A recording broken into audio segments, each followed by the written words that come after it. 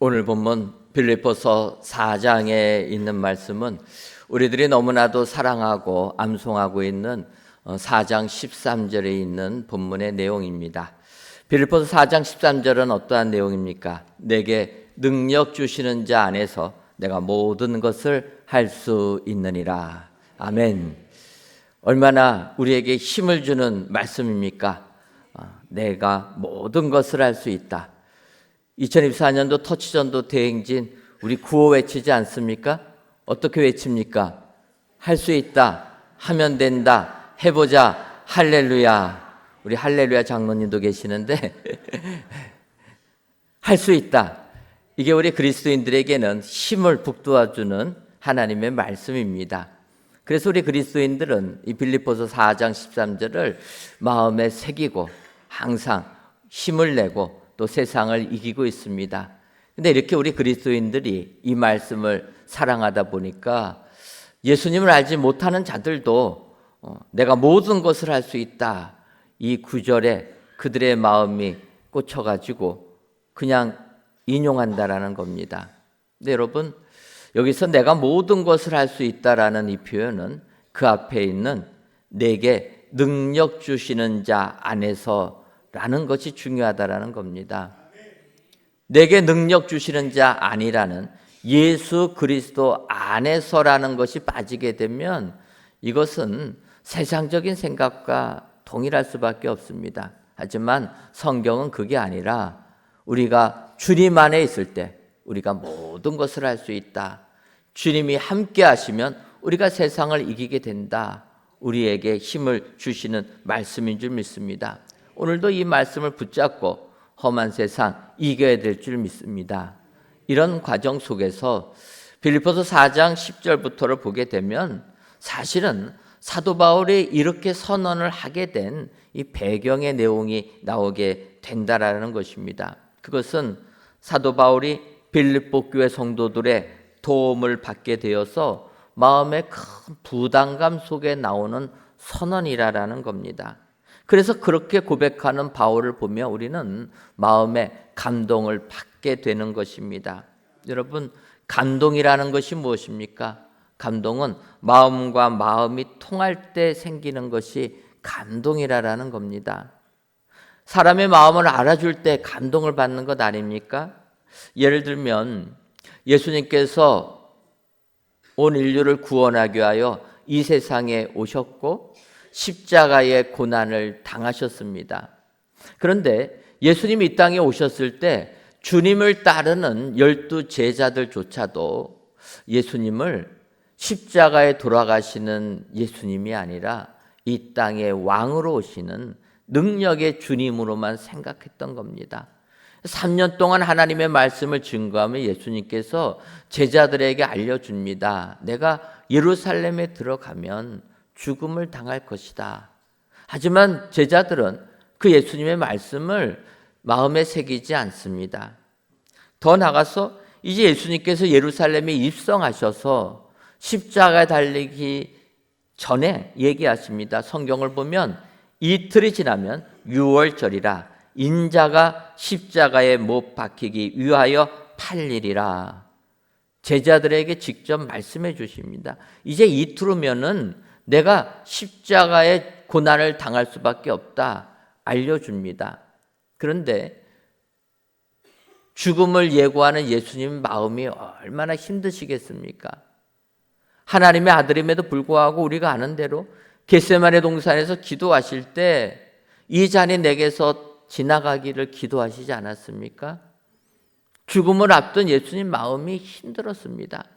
그래서 제자들의 이야기를 해도 문제는 제자들은 전혀 새겨듣지 않았다라는 겁니다. 그럴 때 어떤 일이 일어납니까? 마태복음 26장을 보게 되면 한 여인이 매우 귀한 향유 한 옥합을 가지고 식사하시는 예수님 머리 위에 부었다라는 겁니다. 향유가 비싸서 매우 값진 향유라 이렇게 표현합니다. 그것을 예수님의 머리에 붓게 되니까 계산이 빠른 제자들은 계산합니다.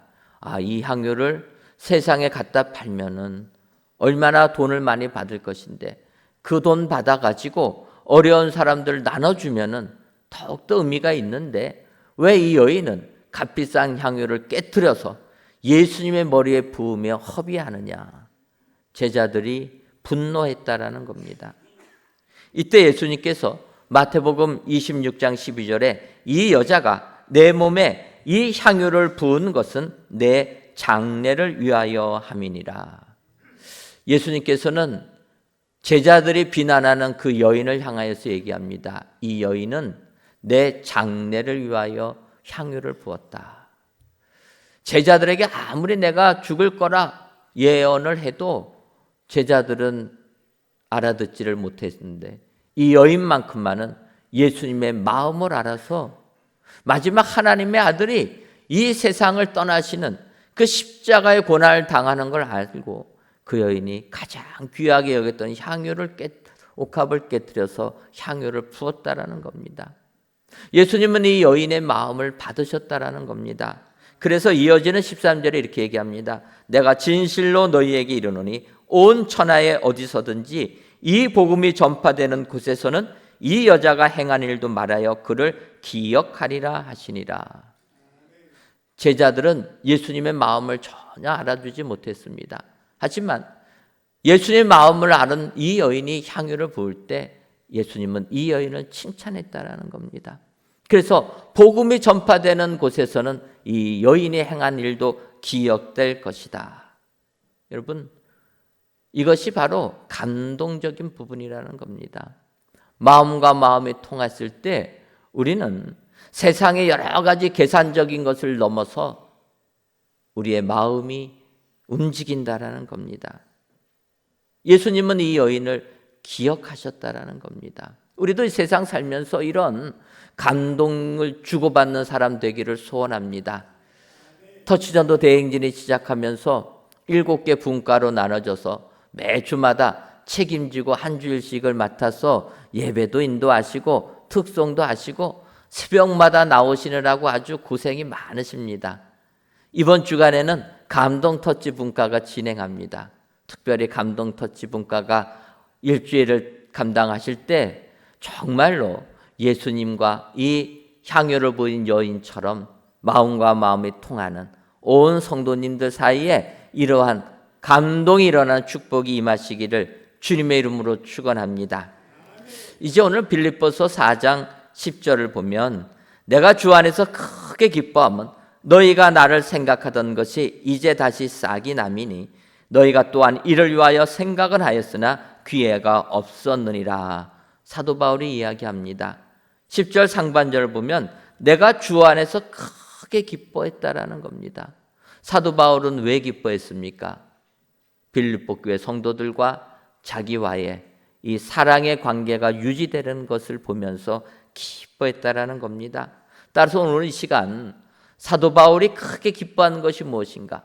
빌립보 성도들이 어떻게 했길래 사도 바울이 이렇게 감동을 받았는가? 이 시간 살펴보시고 사도 바울과 빌립보 교회 성도들처럼 서로 사랑과 은혜를 나눠주는 감동을 주고받는 은혜의 모든 성도님들 되시기를 주님의 이름으로 축원합니다. 그렇다면 바울이 빌립보 교인들을 보면서 주 안에서 크게 기뻐한 것은 무엇입니까? 먼저는 생각을 넘어 기회 생김에 기뻐했다라는 겁니다. 앞서 읽었던 빌립보서 4장 10절을 다시 보면 내가 주 안에서 크게 기뻐하면 너희가 나를 생각하던 것이 이제 다시 싹이 남이니 너희가 또한 이를 위하여 생각은 하였으나 기회가 없었느니라. 이렇게 말씀하고 있습니다. 사도 바울이 빌립보 교회 성도들을 보면서 크게 기뻐했던 것은 나를 생각하던 것이 다시 싹이 나게 되었다라는 겁니다. 너희가 나를 생각은 했지만 기회가 없어서 하지 못했는데 이제 기회가 생겨서 나를 생각하니 너무나 고맙다. 그래서 내가 기뻐한다. 사도 바울이 고백하는 겁니다. 여기서 보게 되면 서로 기쁨을 주고받는 것은 마음을 넘어 행동으로까지 이어질 때 우리는 감동을 주고받게 된다라는 겁니다. 여러분, 우리가 세상을 살면서 얼마나 많은 사람들이 말로만 모든 것을 다 끝내지 않습니까? 오죽하면 사랑의 사도라고 불림을 받는 사도 요한이 요한일서 3장 18절에서 이렇게 얘기합니다. 자녀들아, 우리가 말과 혀로만 사랑하지 말고 행함과 진실함으로 하자. 많은 사람들이 사랑을 말로만 끝낸다라는 겁니다. 근데 그러면 안 된다. 무엇을 해야 됩니까? 행함과 진실함이 있어야 된다라는 거예요. 말로만 사랑한다 하지 말고 뭐라도 하나 해줘야 된다라는 겁니다. 이게 감동이 오고 가는 거라는 거예요. 오늘 빌립보 교회를 보면서 사도 바울이 크게 감동받고 기뻐한 것은 이와 같은 것이라는 겁니다. 아시는 대로 빌립보 교회는 사도 바울이 유럽으로 건너와서 처음 복음을 전한 빌립보 성, 그래서 사도 바울이 전도해서 세운 교회가 빌립보 교회입니다. 그리고 그 빌립보 교회는 자기들에게 구원의 복음을 전해준 사도 바울을 후원하고 경제적으로도 후원해 주었다라는 거예요. 그래서 항상 사도 바울이 복음을 증거할 때 빌립보 교회 성도들의 도움을 받은 거 감사하면서 복음을 증거했는데, 사도 바울이 감옥에 갇히고 나니까 그 도움의 손길이 끊어진 겁니다. 그때 사도 바울의 입장에서는 마음이 아팠을 수도 있는 겁니다. 나를 위하여 기도해 주던 빌립보 교회 성도들이 이제는 나와 교제가 끊어졌구나, 그렇게 생각을 할 수가 있었습니다. 그런데 빌립보 교회는 아니라라는 거예요. 사도 바울을 위하여 도움을 주었는데 사도 바울이 감옥에 갇히게 되니까 도움을 줄 방도가 없어가지고 잠시 도와주지를 못한 겁니다. 그러다가 방법을 찾아내서 에바브로 디도를 통하여 사도 바울을 감옥에서 섬기라 보내주는 겁니다. 그래서 사도 바울은 에바브로 디도를 통하여서 빌립보 교회 성도들이 나를 생각하고 있다라는 것, 행동으로 디도를 파송해서 나를 도와주겠다라는 것, 여기에 사도 바울이 감동을 받게 되었다라는 겁니다. 여러분, 우리가 세상을 살면서 제일 힘든 게 잊혀진 사람으로 사는 게 어렵다라는 거예요. 사도 바울처럼 감옥에 갇혀 있으면 모든 관계가 단절되지 않습니까? 이때 다른 사람과의 대화가 단절됐다라는 게 아니라 내가 잊혀진 사람으로 살고 있다라는 걸 사람이 견디기 어렵게 만든다라는 겁니다. 우리가 아는 대로 모세가 있습니다.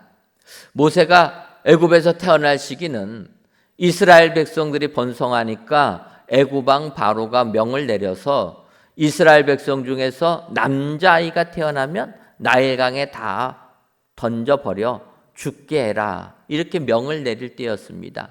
이때 모세가 태어나게 됩니다. 그래서 모세도 어쩔 수 없이 갈대 상자에 담겨져서 나일강에 버려지게 됩니다. 그런데 이렇게 벌어진 모세를 바로의 딸 공주가 모세를 발견하고 그를 양자 삼게 됩니다. 그래서 모세는 유대인이지만 40년 동안 애굽에서 왕자로 교육을 받고 성장하게 됩니다. 이렇게 성장했던 모세가 40세가 되던 해에 자기의 민족 이스라엘 백성들이 고난당하는 것을 보고 도와주려다가 어떻게 됩니까? 결국은 애굽 사람을 죽임으로 말미암아 살인자가 되었다라는 거예요. 한순간에 왕자에서 도망자의 신세, 살인자의 신세가 되어서 이제 미디안 광야로 도망을 가게 됩니다. 거기에서 모세는 미디안 제사장 이드로의 딸 십보라와 결혼해서 40년 동안 광야에서 살게 됩니다. 그런데 모세의 인생을 보게 되면 이 광야 40년 동안의 삶은 모세로 하여금 가장 견디기 어렵게 만들었다라는 겁니다. 무엇입니까? 그전에는 왕자로서 대우받으며 사람들이 알아주는 사람이었는데 미디안 광야 생활 40년은 어느 누구도 알아주지 아니하는 잊혀진 사람으로 지냈다라는 겁니다. 사실 모세가 미디안 광야로 도망갔을 때 내가 애굽의 왕자였단 말 할 수 있었겠습니까? 그는 그런 말 하나도 못할 것입니다.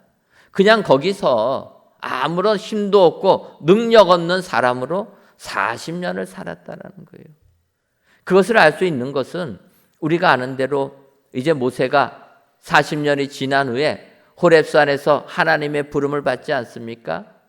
부름을 받아서 하나님이 이제 이스라엘 백성들을 구원해라 명할 때 모세는 이야기합니다. 내가 누구에게 바로에게 가며 이스라엘 자손을 애굽에서 인도하여 내리까? 40년 동안 잊혀진 사람으로 아무런 자신감이 없이 능력 없는 사람으로 전락된 겁니다. 출애굽기 4장 13절을 보면 모세가 이르되 오 주여 보낼 만한 자를 보내소서. 모세는 40년 동안 잊혀진 사람으로 아무런 힘이 없는 사람으로 그런 세월을 보냈다라는 겁니다. 하나님이 택하셔서 부르셨는데도 그는 오 주여 보낼 만한 사람을 보내소서. 자기는 아니라라는 겁니다.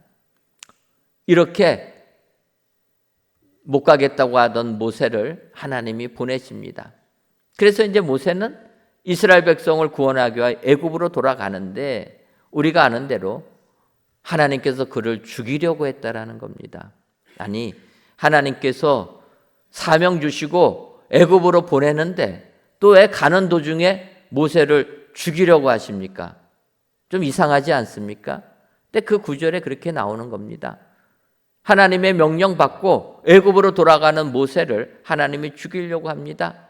이때 모세의 아내 되는 시보라가 놀래 가지고 돌칼을 가져다가 아들의 포피를 베어서 앞에다 놓게 됩니다.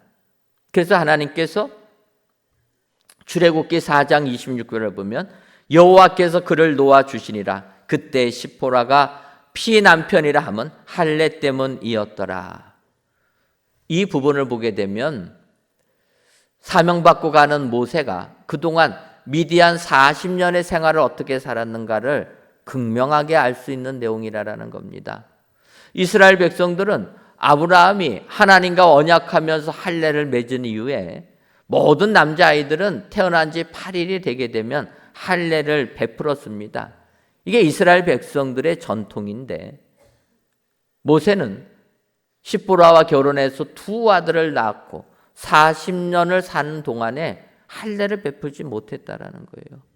바꿔 말하면 모세가 처가살이 하는 40년 동안에는 내가 유대인이라는 것, 내가 하나님을 믿고 있다라는 것, 나는 이런 하나님을 믿고 있다라는 것을 아내에게 얘기조차 못했다라는 거예요.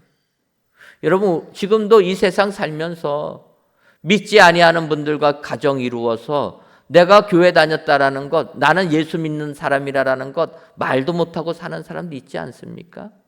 모세의 처지가 그런 처지였다라는 거예요. 한 가정을 이끌었지만 가장으로서의 존재감은 하나도 없었다라는 겁니다. 여러분, 시보라가 아들들 포피 베껴서 할례 치른 다음에 어떻게 됩니까? 성경을 보면 아버지 이드로한테 두 아들 데리고 돌아갔다고 나오는 겁니다. 모세는 이렇게 잊혀진 사람으로 사는 겁니다. 하나님께서 철저하게 잊혀진 사람으로 살았던 모세를 하나님의 일꾼으로 삼아주셨다라는 겁니다. 바로 사도 바울이 감옥에서 있을 때 이제는 아무도 나를 알아주지 않는구나, 잊혀진 사람의 고통을 느끼고 있을 때 빌립보 교회 성도들이 바울을 찾았다라는 겁니다. 생각만 한 게 아니라 에바브로 디도를 보내서 돌봐주었다라는 거예요. 이것이 바울에게 감동을 선사했다라는 겁니다. 여러분, 이 세상은 너무나도 삭막해져 가고 있습니다. 하지만 우리는 이런 삭막해져 가는 세상에서 감동을 주고받는 사람들이 되어야 될 줄 믿습니다. 이렇게 감동을 주고받으려면 생각을 넘어 행동을 해야 된다. 여러분 기억하시고 오늘도 내 주변에 있는 사람들 생각을 넘어 사랑을 표현하셔서 사도 바울에게 큰 기쁨을 준 것처럼 기쁨을 주고받으시는 저와 여러분들 되시기를 주님의 이름으로 축원합니다. 다음으로 사도 바울이 크게 기뻐한 것은 궁핍함으로 말한 것이 아니기 때문에 기뻐했다라는 겁니다. 나를 도와달라고 하는 것, 이것을 궁핍함으로 말한 게 아니라는 겁니다. 빌립보서 4장 11절을 보면 내가 궁핍함으로 말하는 것이 아니라 어떠한 형편에든지 나는 자족하기를 배웠노니 이렇게 고백합니다. 사실 여러분, 우리가 물질이 없어서 물질을 조금 융통하려고 사람들한테 빌려달라 이야기할 때 그 말이 쉽게 나오게 됩니까? 잘 안 나오는 겁니다. 또 돈을 빌려달라, 융통해달라 이야기할 때 정말 자존심이 너무나 무너지는 것을 느끼게 됩니다. 왜 그렇습니까? 우리가 없어서 갚아줄 능력이 잘 안 돼서 돈을 융통하려고 하다 보면 너무나 마음이 힘들다라는 거예요. 그런데 내가 갚아줄 능력이 있는 사람이 잠깐 다른 사람한테 조금 빌려달라 할 때는 그 자존심이 상하는 것이 아니라는 겁니다. 우리가 궁핍했을 때는 너무나 마음이 힘들지만 우리가 가진 것이 있으면 아니라는 거예요. 사실 여러분, 우리가 물질이 없어서 조금 돈을 융통하려고 은행을 가서 융자를 받지 않습니까? 여러분, 은행 가서 융자 받으려고 하면은 은행에서 우리가 원하는 대로 다 빌려줍니까? 충격받죠? 내가 이렇게 돈이 없는 줄 몰랐는데, 내가 이렇게 신용이 없는 줄 몰랐는데 은행 가서 조금 빌리려고 하면은 담보를 제출해야 되는데 담보라고 생각해서 내놓으면 별로 가치가 없다라는 거예요. 그럴 때 비참해지는 것 아닙니까? 그런데 여러분, 어떤 사람은 은행에서 돈을 가져다 쓰라고 하는 사람이 있습니다. 그런 사람은 어떤 사람입니까? 돈은 많이 있어요. 있는데 은행도 돈을 융통해야지 운영되는 것 아닙니까? 그러니까 가진 사람에게 은행 대출 좀 해가라 하는 사람이 있다라는 거예요. 이런 경우는요, 은행 가서 대출 받을 때 전혀 자존심이 안 상한다라는 거예요. 내가 없을 때 돈을 융통할 때는 자존심이 상해도 내가 있을 때 할 때는 안 상하는 겁니다. 여러분, 지금 사도 바울이 빌립보 교회 성도들에게 내가 복음 전하는 일을 위하여 나를 좀 도와달라 이야기하는 겁니다. 여러분, 사도 바울이 가진 게 있습니까? 없습니까? 가진 게 없습니다. 그냥 장막 깁는을 해가지고 돈 벌면 그걸 갖고 선교 비용으로 쓴 사람입니다. 가진 것 없습니다. 그런데 사도 바울이 빌립보 교회 성도들에게 나를 도와달라 요청할 때 사도 바울은 자존심이 안 상했다라는 거예요. 왜 그렇습니까? 궁핍하지가 않았기 때문이라는 거예요. 현실은 아무것도 없습니다. 그런데 사도 바울은 궁핍하지 않다라는 거예요.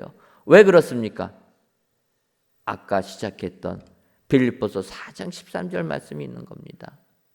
내게 능력 주시는 자 안에서 내가 모든 것을 할 수 있느니라. 지금 손에 가진 건 하나도 없어도 하나님께 기도하면 하나님께서 주신다는 것을 확신했기 때문이라는 거예요. 여러분, 우리가 왜 자꾸 물질을 쌓아두려고 합니까? 그것은 내일 일 때문 아닙니까? 내가 내일 어떻게 될지 모르니까 오늘 열심히 돈을 벌어서 물질을 쌓아두는 겁니다. 그런데 사도 바울은 아니라는 거예요. 오늘 물질을 쌓아둘 필요가 없다고 이야기하는 겁니다. 왜냐하면 기도하면 하나님께서 다 주시니까. 뭐하러 힘들게 오늘 쌓아두고 간수하느라고 고생하느냐. 내일 기도하고 내일 쓰면 된다. 이게 사도 바울의 확신이라는 겁니다. 이게 일체의 비결이라는 거예요. 하나님을 믿는 자는 세상 내가 아무리 힘을 들어도 궁핍할 수가 없다라는 겁니다. 내일을 위하지 말고 오늘은 내가 자족하면서 살면 된다. 내일 필요한 것은 내일 기도하면 하나님이 주시기 때문이라. 사도 바울은 빌립보 교인들에게 나를 좀 도와달라 요청할 때에도 내가 궁핍함으로 한 것이 아니기 때문에 나는 크게 기뻐한다 고백하는 겁니다. 여러분들, 이 세상 살아갈 때 사도 바울의 기쁨이 여러분들 기쁨 되시기를 주님의 이름으로 축원합니다. 내가 비록 지금 이 시간에 가진 것이 없어도 일체의 비결을 배우셔서 정말 능력 주시는 자에서 내가 모든 것을 할 수 있다라는 확신을 가지고 오늘을 살아간다라면 우리는 궁핍한 삶이 아니라 풍성한 오늘 하루를 살게 되는 우리가 되게 될 줄 믿습니다. 오늘도 이러한 삶을 살게 해주심에 기뻐하시는 저와 여러분들 되시기를 주님의 이름으로 축원합니다. 마지막으로 사도 바울이 크게 기뻐했던 것은 빌립보 교회 성도들이 괴로움에 함께 참여하는 것에 기뻐했다라는 겁니다. 빌립보서 4장 14절을 보면 그러나 너희가 내 괴로움에 함께 참여하였으니 잘하였도다 말씀하고 있습니다. 빌립보 교회 성도들이 사도 바울이 로마 감옥에 갇힌 것을 알고 에바브로 디도를 보내어서 사도 바울을 섬기게 해줍니다. 도와주었다라는 거예요. 그래서 사도 바울이 지금 감동을 받은 겁니다. 어떤 감동이냐면 그렇게 수백 킬로 멀리 떨어져 있는 빌립보 교회 성도들이 나를 생각하고 나를 도와주고 있구나. 내 괴로움에 감옥에 갇혀 있는 고난에 이들이 같이 동참해서 에바브로 디도를 보내줬구나. 여기에 감동을 받으며 기뻐했다라는 겁니다. 여러분, 이 감동이라는 것은 지금 빌립보 교회 교인들과 사도 바울을 보듯이 물리적인 거리가 멀다고 감동을 주고받지 못하는 게 아니라는 겁니다. 여러분, 감동은 물리적인 거리를 초월하고 시간적인 차이를 넘어선다라는 겁니다. 예를 들면은 우리나라 가장 존경하는 사람이 누군가 2024년도 갤럽에서 조사를 했다라는 겁니다. 갤럽에서 대한민국 사람이 가장 존경하는 우리나라 사람이 누군가 했더니 1위가 누굽니까? 이순신 장군. 2위는 누굽니까? 세종대왕. 우리나라 정답이 뻔한 겁니다. 해가 바뀌어서 해도 거의 이분들이 1등, 2등 합니다. 왜 그렇습니까? 이순신 장군은 우리나라가 일본의 침략을 받아서 그냥 나라가 멸망하기 일보 직전이었는데 이순신 장군 때문에 어찌 보면은 우리나라가 망하지 않게 된 것 아닙니까? 더군다나 선조는 또 승정보를 보내는 이순신 장군 시기해가지고 감옥에다 집어넣지 않습니까? 그래서 백의중군 해가지고 다시 싸워서 결국은 명란해전을 통해서 전세를 뒤집는 이런 사람 아닙니까?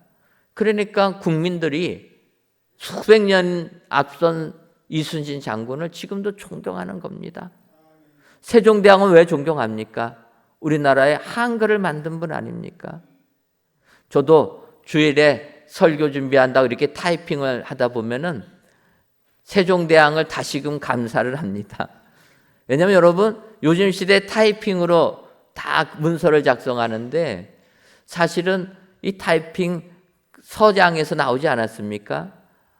알파벳으로는 잘 되는데 동양권에 있는 언어를 쓰는 나라들은 이 타이핑하기가 어렵습니다. 지금이야 이제는 뭐 컴퓨터로 다 되니까 조금 편해졌지만 그 전까지만 해도 타이핑하는 게 참 어렵습니다. 그런데 이 동양의 문화권에 있는 나라 중에 유일하게 우리나라만큼만은 한글이 있어서 타이핑을 그냥 알파벳같이 치는 것 아닙니까? 얼마나 감사한지 모릅니다. 그래서 대한민국 사람이 존경하는 분들이 이 이순신 장군 세종대왕이라는 거예요. 여러분 그분들은 수백 년 전 분들입니다. 그런데 지금도 우리들의 마음에 살아있다라는 거예요. 여러분 감동은 거리를 넘어서 시간을 넘어서 우리에게 주고받는 게 감동이라는 겁니다. 지금 빌립보 교회와 사도 바울은 이렇게 멀리 떨어져 있음에도 불구하고 사도 바울의 괴로움에 빌립보 교회 성도들이 함께 참여했다. 이것을 가지고 사도 바울이 크게 기뻐했다라는 겁니다. 여러분 오늘도 우리들이 이 세상을 살면서 이와 같이 감동을 주고받는 사람 되기를 소원합니다. 멀리 있다고 감동이 전해지지 않는 게 아니라는 거예요. 지금 저희들이 터치전도 하면서 내가 전도할 사람 작정하라고 하지 않습니까? 어찌 보면 내가 내 주변에 식구들, 친척들, 멀리 사는 분들 계실 수 있습니다. 여러분, 그러나 감동은 거리를 넘어서 역사하는 줄 믿습니다. 예수를 믿지 못하는 자들, 그들 위해서 우리가 지금 눈물로 기도한다라면 하나님께서 구원의 역사를 주실 줄 믿습니다. 멀리 떨어져 있다고, 또 다른 종교를 가지고 있다고 포기하지 마시고 우리가 기도할 때 진정으로 감동이 일어나고 빌립보 교회처럼 크게 기뻐하는 축복이 임하게 될 줄 믿습니다. 오늘도 이러한 기쁨이 넘쳐나는 은혜의 모든 성도님들 되시기를 주님의 이름으로 축원합니다. 기도하겠습니다. 하나님, 한 해를 시작한 지 엊그제 같은데 어느덧 10일이 되어서 이 시간 성전에서 또는 각 예배 초소에서 귀한 예배를 드리게 하시니 감사합니다. 이 예배를 기뻐 받아 주옵시고 모든 예배자들의 성령의 감동함이 임하게 하여 주옵소서.